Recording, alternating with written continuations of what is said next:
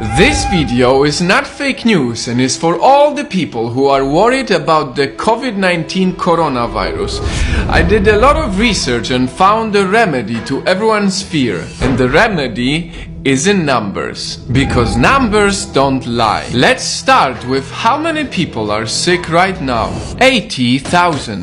That's quite a lot, but out of this, 77,000 people are in China. So if you're not from China, that should remove 96% of your worry. Now let's assume somehow you got the virus. In the extremely unlikely event of you getting the virus, 81% of the cases are mild, 14% of the cases are moderate, and only 5% of the cases are critical, which means that you are very likely to recover from it. And if you somehow get to a critical state, if you compare COVID-19 to SARS, it had a 10% fatality rate, while COVID-19 has only a 2% fatality rate. That is a 5 times smaller number than SARS. Having said all of this, let's dive even deeper into the numbers to make you feel safer. If you consider the age, the possibility of dying goes even lower. The death rate for people under 50 years old is only 0.2%. 0.2%. Everyone should know these numbers so that they see that the majority of people actually recover from COVID-19. This knowledge is essential so that less people worry. If you are under 50 years old and not living in China, you are much more likely to win the lottery, which is 1 in a 45 million chance, than actually dying from the virus.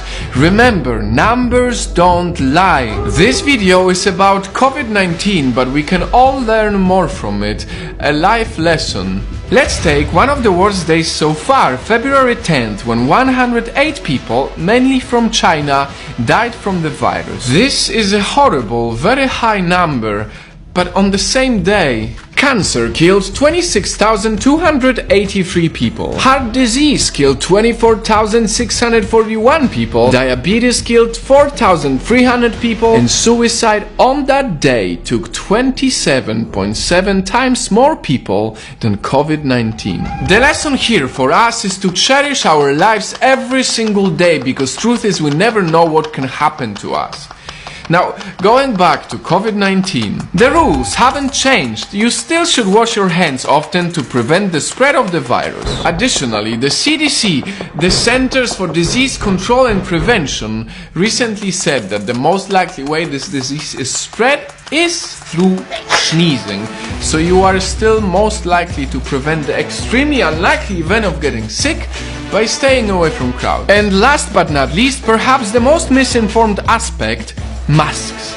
This is coming from CDC as well. The people who are not sick do not need masks at this time. I said it in my last video. The main purpose for the mask is if you feel like you might be sick and don't want to risk sneezing on other people. Whew. I did a lot of research. This is a lot of facts and numbers, but they are important. As of 24th of February, there is no reason to panic. If there's anything we can do is to use COVID-19 as a reminder to care for our lives always, and not only when we're afraid. Because a bad diet, driving while drunk, or smoking is thousands of times worse than any coronavirus. Before I end this video, I want to touch one last topic that's very important to me: racism. A lot of people are using COVID-19 as an excuse to be racist against Chinese people, and it shouldn't be like that. It's not okay. We should not judge a whole nation based on an event like this. Racism sucks, and we need to all come together to not only battle the virus, the fake news and the panic, but also racism. So that a few months from now, when hopefully everyone is safe and we have the virus under control, we will all be able to say that we did our absolute best to fight the virus and not fight each other.